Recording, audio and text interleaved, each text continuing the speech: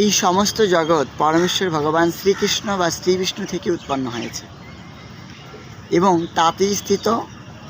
তিনি এই জগতের স্থিতি ও লয়ের কর্তা। এই জগৎটি তিনি, এই জগৎ ভগবান থেকে অভিন্ন, ভগবান থেকে প্রকাশ। অহম সর্বস্ব প্রভব মর্ত সর্বং প্রবর্তিত ইতি মত্যা ভজন্তে মাম বুধ ভাব সমন্বিত। আমি হচ্ছি সমস্ত কিছুর উৎস, আমার কাছ থেকে সমস্ত কিছু আসে। এটা জেনে যারা যথার্থ বুদ্ধিমান তারা আমার শরণাগত হয়। ঠিক সেই এরকম কথাই পবিত্র বিষ্ণু পুরাণের প্রথম অংশে প্রথম অধ্যায়ে 31তম শ্লোকে বর্ণনা করা হয়েছে।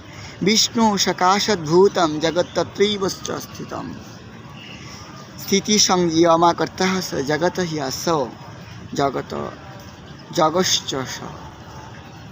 এই জগৎ ভগবান শ্রী বিষ্ণু থেকে উৎপন্ন হয়েছে এবং তাতেই স্থিত। তিনি এই জগতের সৃষ্টি ও লয়ের কর্তা ও তিনি এই জগৎ। হরি বল।